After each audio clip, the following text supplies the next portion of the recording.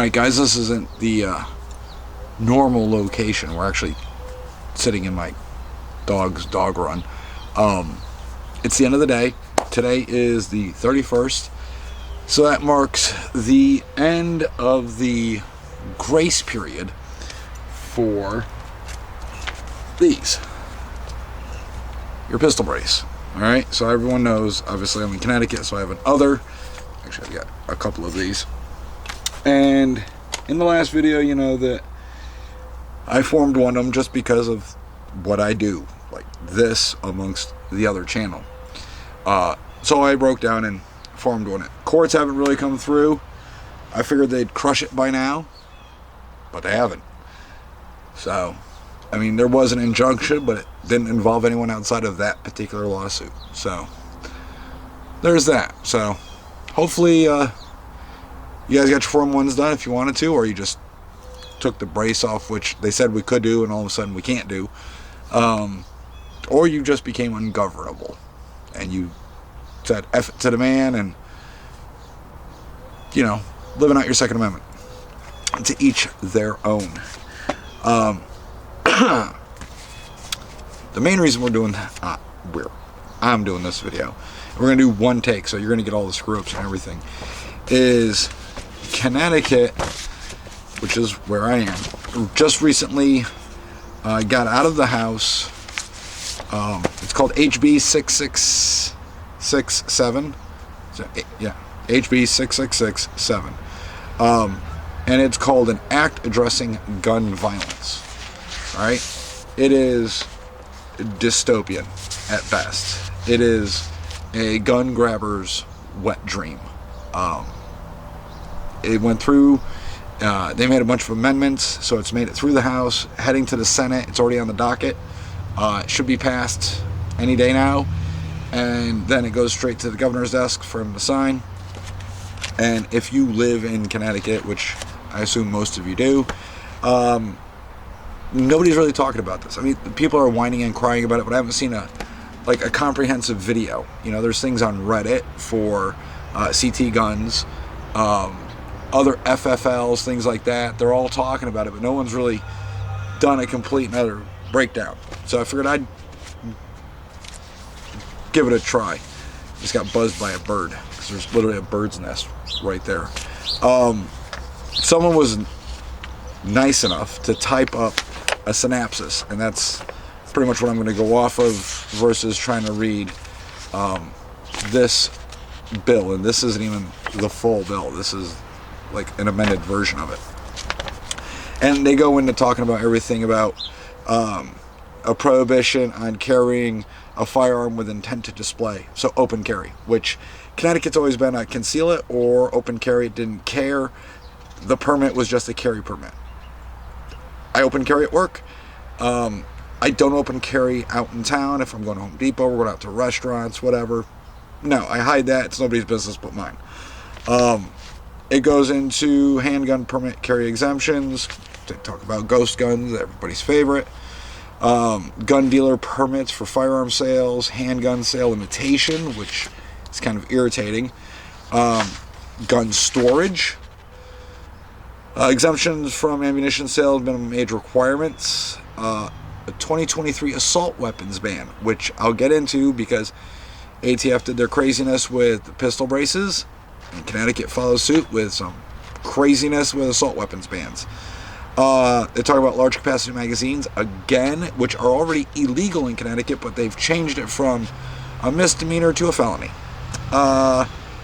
They changed disqualifying offenses, because in Connecticut you just merely have to be arrested. Not convicted, arrested for something that would disqualify you when you're disqualified. They talked about additional education requirements, going the route of like what New York did with 2 days and 2 hours on the range, 2 days worth of classroom. And I'm telling you right now, as an instructor, and I do this every week, I was like, what am I going to teach? I mean, the class is literally 8 hours long. I have no idea what I would do on a second day. And for 2 hours on the range, you know, we have like 30 people in a class. That's insane. I don't know. I mean, all that got pretty much crushed, but we'll see. Trigger locks, they discuss that. Carrying loaded long guns in motor vehicles, it's always been illegal, but they address it again. Body armor. This one was going to miff me. They're going to just take body armor away from everybody. It got amended. Serious firearm offender, return to custody. They go into firearms-related crime docket, emergency petitions, penalty for failing to report lost or stolen firearms, handgun carry permit, again, mass shooting event response, which is not got anything to do with me, that's all the cops. Police notice of firearm right and risk protection orders, that's our red flag law. So, this synopsis, and we're going to go through this line by line. Hopefully it's quick. That plan's at 8 o'clock, and it's currently 1900 or 7 o'clock. Let's see. The synopsis. Okay, first it will address no open carry outside of one's home, one's property, or one's business. A bunch of exemptions listed, including one dealing with printing. It uses nebulous terms like knowingly carry any firearm with intent to display. They did say in the bill that merely printing is not enough. Reaching above your head where your shirt rides up and you display your holster or whatever, that's not enough. That is not knowingly carrying to show it off type thing. Each law enforcement unit must compile data on every incident of a person that is stopped with suspicion of violating the open carry ban. This information will include the race, the dates, all of this is going to come together, and February of 2025 it will be reviewed, and then any additional recommendations to the governor and relevant legislative committees will take place. So cops are going to keep track of it. All right, so that's really going to suck for me. When I leave work, I'm open carrying, I'm just coming straight home, but you know, are they going to pull you over and give you a ticket for that? I don't know. Violating the open carry will be a Class B misdemeanor for your first offense, and then Class A misdemeanor for every subsequent offense. The court may suspend prosecution if the violation is not of a serious nature, things like that. As of January 2024, it will be illegal to possess a firearm without a serial number, so no ghost guns. Now, it's always been legal to just build your own gun for personal use. Now, if you want to sell it, you have to be, you know, a licensed firearm manufacturer. It has to be serialized, so on and so forth. Now you must obtain a serial number from DESP, which is our state police, one of the offices that deals with guns and permits and things like that, along with SLFU. Any unserialized firearm manufactured prior to October 1 is supposed, 2019, is supposed to be declared to the state by January 1st of 24. Of course, there is the usual exemptions for military outside of the state. So, if you had one of these guns and you're stationed out in like Oklahoma or something, you don't have to comply.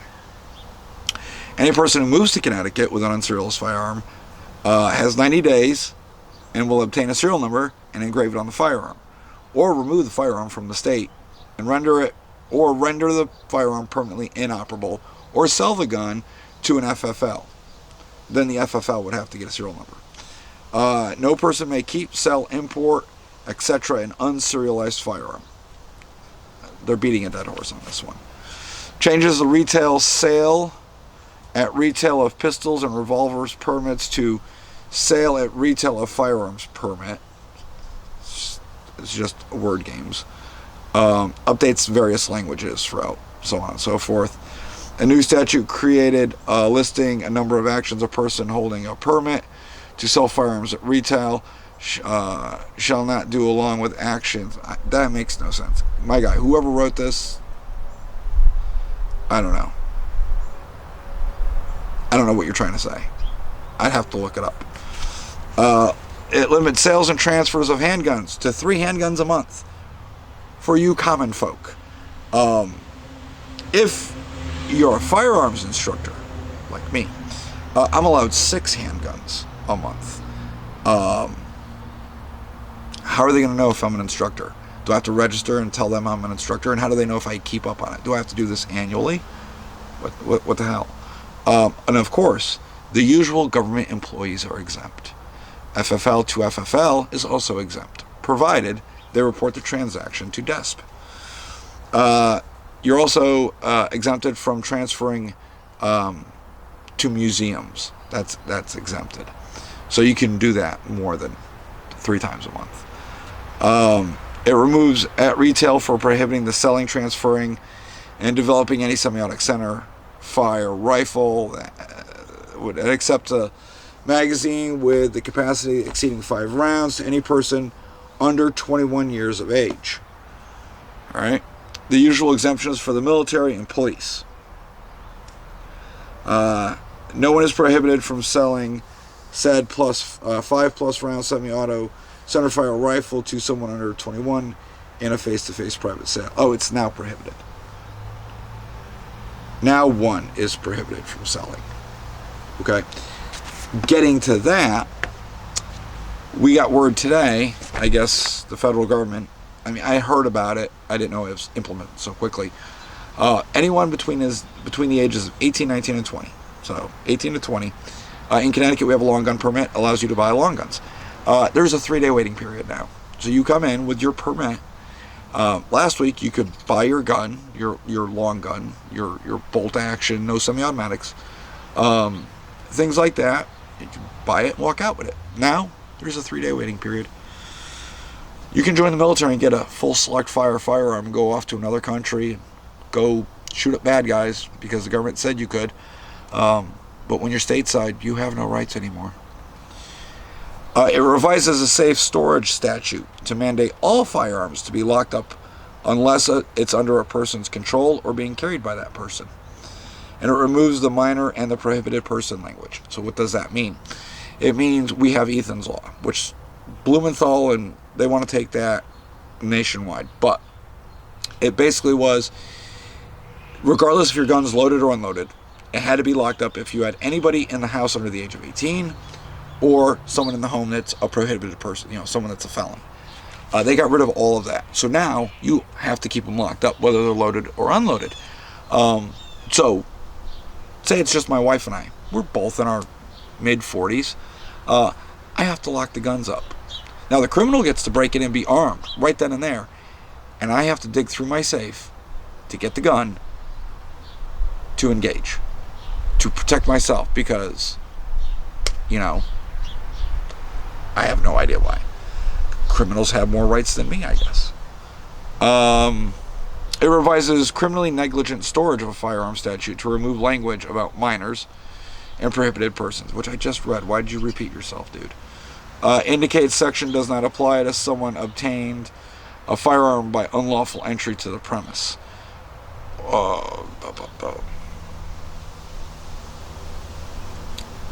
Alright, so it goes into breaking and stealing someone's gun.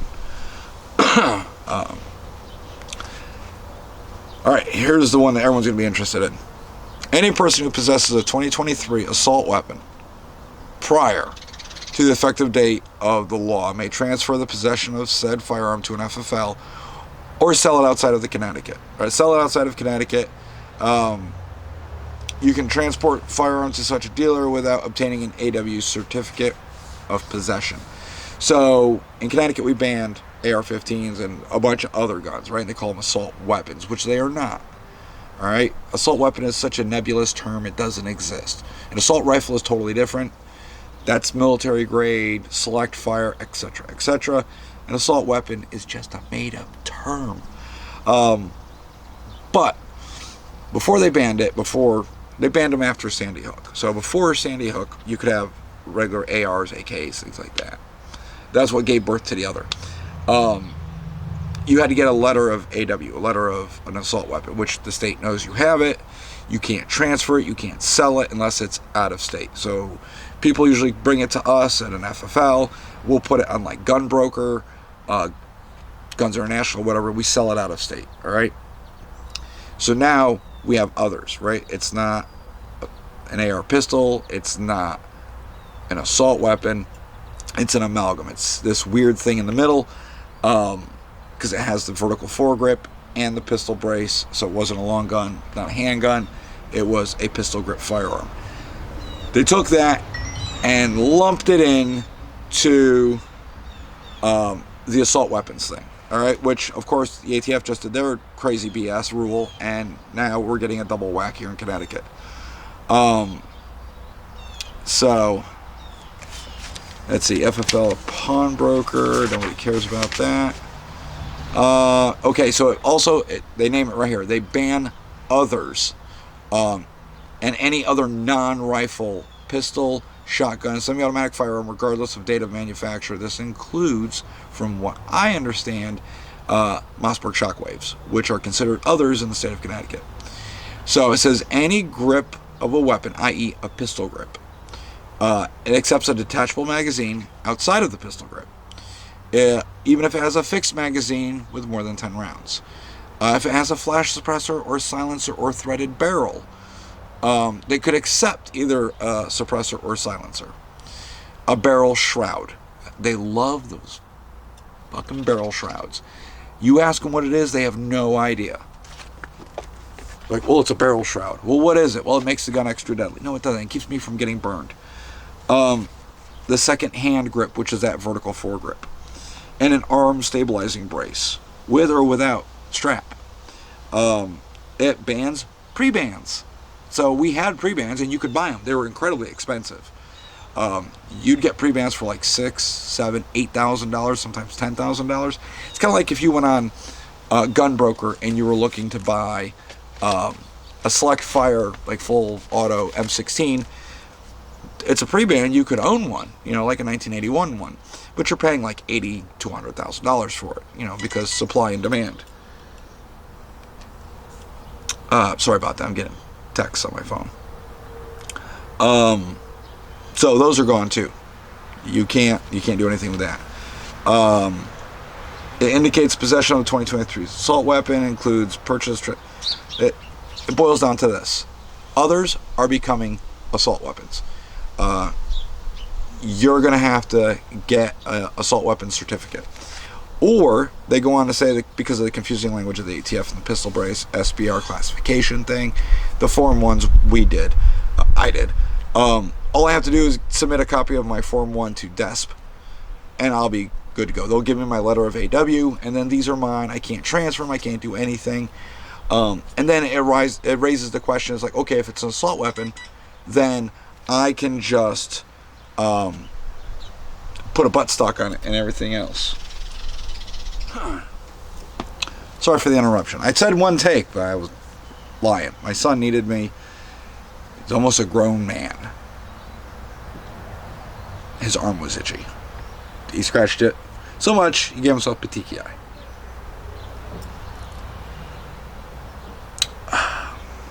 And don't worry, it's non-alcoholic. I don't drink alcohol. Because I like my guns too much. Alright, I'm trying to beat the sun is setting. I'm trying to beat this. There's so many pages though. Where did I leave off? So yeah, we turn our Form 1s into DESP, and we'll get our assault weapons, and we can't get rid of it. No, blah blah blah. Possession of undeclared large capacity is now a Class D felony. It was a Class A misdemeanor. Now they changed it. Initial long gun permits, they tried to get rid of them and tried to get rid of the 18 to 19 and 20 year olds being able to buy long guns, but that got crushed.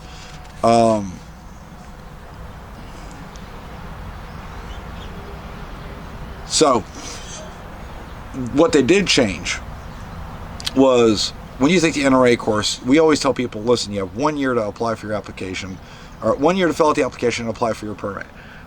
Though there is no expiration date on those NRA permits, a lot of the departments wanted it done within a year because they just assumed you forget everything, 3 years down the road. With COVID, though, a lot of departments became more lenient. Now they set it in stone. Once you take that pistol class, it's done. 2 years. Because you're going for a long gun permit, you take a pistol class, because that makes sense. And that's the way they wrote it. Not a long gun class, pistol class. Because learning all about how a revolver and a semi-automatic handgun work totally makes sense when you're learning about bolt-action rifles, right? Because they are nowhere near the same. So within 2 years, you have to apply for it. And then, of course, when you turn 21, you'd go get your pistol permit. You'd use the same certificate. Now you have to take the class all over again.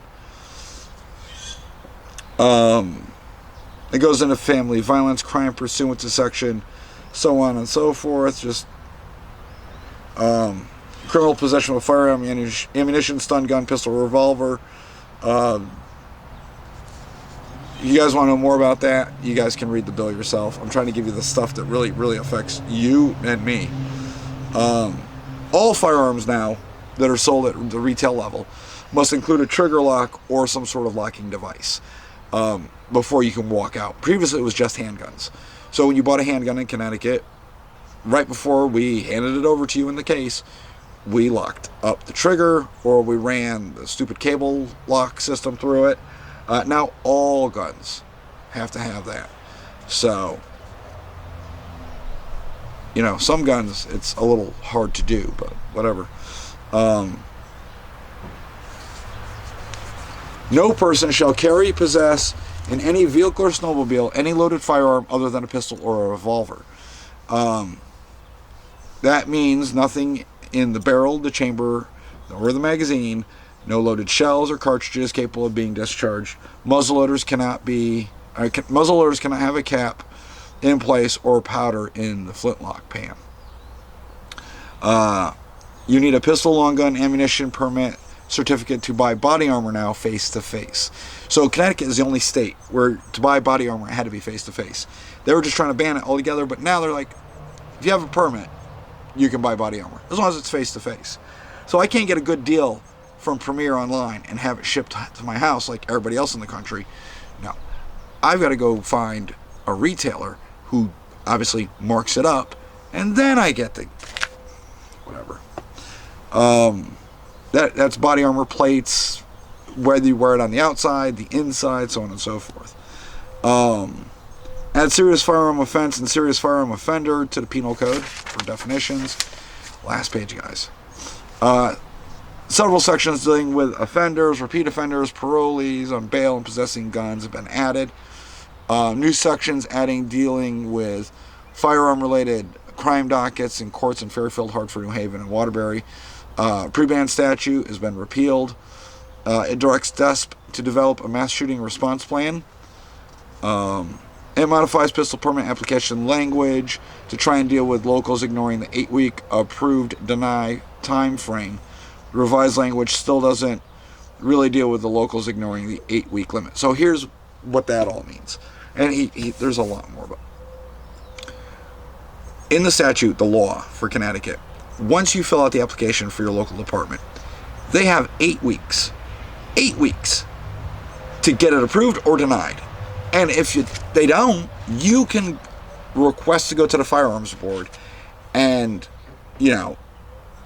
plead your case to them, and then the state will just automatically either approve or disapprove or what have you. People that live here know the towns don't abide by that. 8 weeks, bro, that's 2 months. Where I live, the town I live in, 6 months on average. I've seen it up to 9 months. Town over, 1 week. I had a person in class on a Saturday, and by the next Thursday, they were in buying their first handgun because they lived in a town where they turned it around like that. And then there's some towns where you have to wait a year to make an appointment to apply, which will take about another year. All right?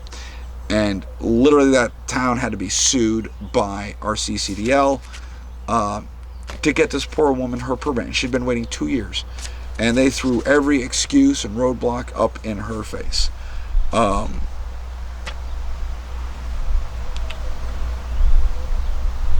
was just reading some more of this.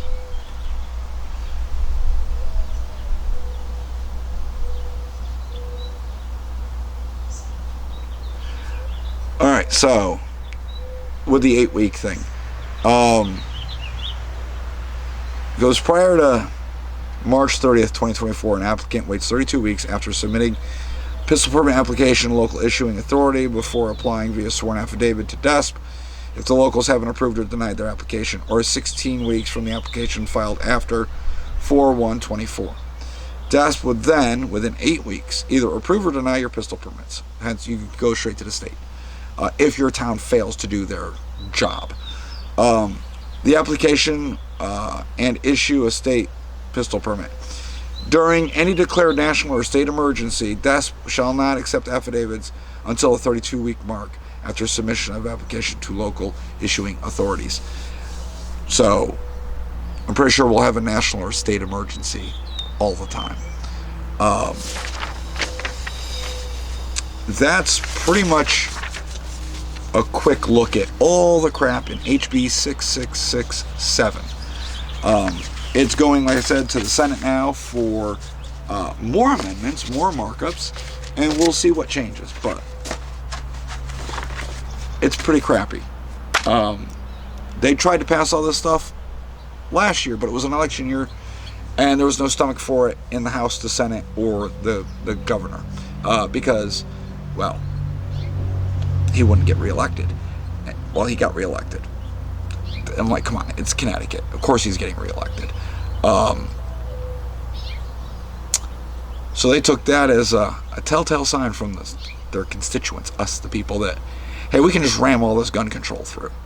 And they had thousands upon thousands of people testify about how this was absolute garbage, how it was going to make their lives harder. It's a violation of the rights. It's a violation of the state constitution along with the federal constitution.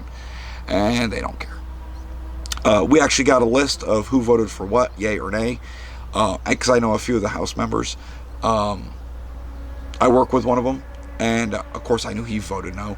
But one of my friends got elected to the House this past election season. And I wanted to see where he voted, because if he voted yay, I was going to call him up and try and explain to him how it was bad. He voted no. Ever since I've known this gentleman, he's always professed how he is a Kennedy Democrat. Today, he's on the far right for some reason. I don't think his views have ever changed. It's weird how things have shifted in our society. But here's Connecticut's gun laws. Take it in the rear. It's just another damn reason to move from here, trying to get to Tennessee. We've got an exit strategy. Hope we can get some land and get down there where things make sense. So, even if I have to just buy a fifth wheel and drag it down there and live out of that. Whatever. Alright, enough of the depressing video. I am going to go try and relax, hang out with my dogs, hang out with the wife, finish my non-alcoholic beer, and I'll see you guys all in the next video. You guys have a great night. Bye.